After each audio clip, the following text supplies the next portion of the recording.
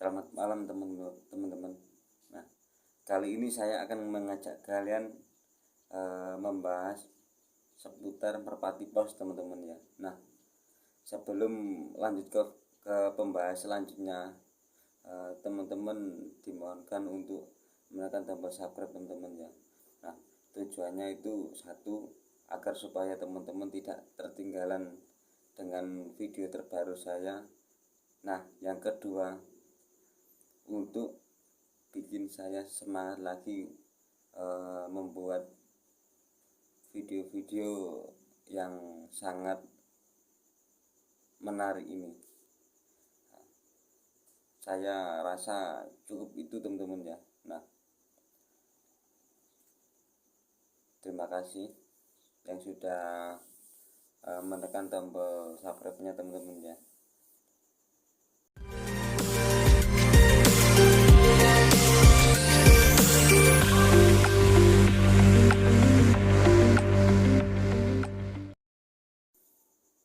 Nah, merpati pos sendiri terbagi jadi dua teman-teman. Ada merpati pos jadul, ada merpati pos racing teman-teman. Nah, yang sering digunakan untuk lomba itu merpati pos racing teman-teman, atau yang sering kita dengar itu merpati pos racing merupakan merpati jenis daya ingat yang paling kuat di rasnya teman-teman.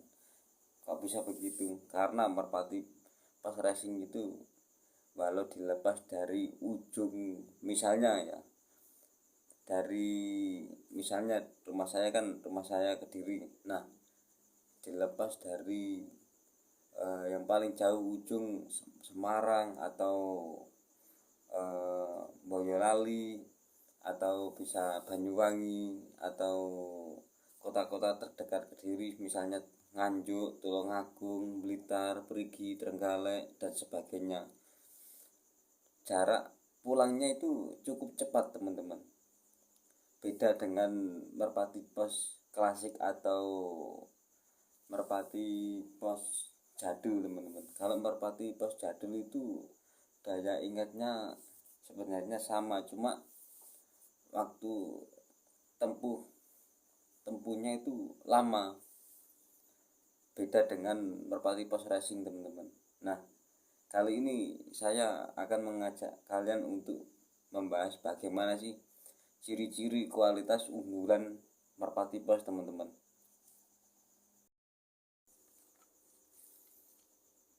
Nah, untuk merpati pos jadul, ciri-ciri merpati pos jadul adalah berukuran agak besar, terbangnya agak lambat, memiliki stamina dan daya ingat yang kuat, dapat memilih rute yang lebih efisien jika terbang berpasangan, memanfaatkan medan magnet bumi untuk menentukan tujuan, memiliki jaringan yang berisi mineral besi di antara kedua mata untuk menentukan arah, kembali ke tempat asalnya karena bersifat setia. Nah, merpati pos digunakan untuk menyampaikan pesan-pesan jarak jauh. Nah, merpati pos jadul biasanya kalau saya sering lihat teman-teman ya, merpati pos jadul itu cenderung hidungnya mekar bunga mawar. Nah, untuk kelopak mata itu pupilnya itu cenderung tebal teman-teman. Nah, istimewanya pos jadul itu tergolong merpati endemik teman-teman, atau merpati yang sampai saat ini mungkin jarang sekali kita jumpai teman-teman.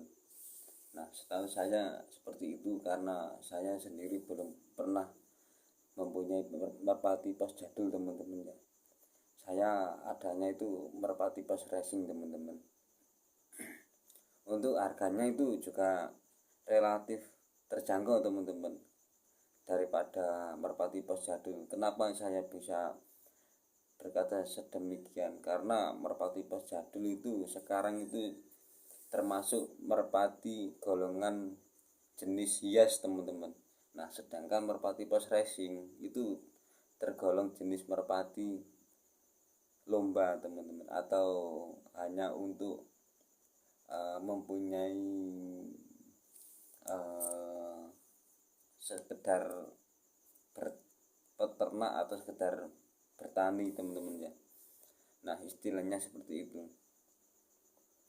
Mungkin untuk saat ini saya sampaikan sekian dulu teman-teman ya. Mohon maaf kalau saya wawasannya kurang jelas, kurang berbobot karena saya pemula teman-teman. Maksudnya pemula itu sebagai konten kreator teman-teman. Nah untuk masalah merpati sendiri saya ya cukup lah wawasannya. Kalau menghadap kamera seperti ini itu sebenarnya saya malu teman-teman, agak ragu dalam berbicara teman-teman ya. Nah mohon dimaklumi teman-teman ya. Sekian dari saya, salam lestari, salam rahayu, dan selamat beraktivitas teman-teman ya. Mohon maaf sebelumnya.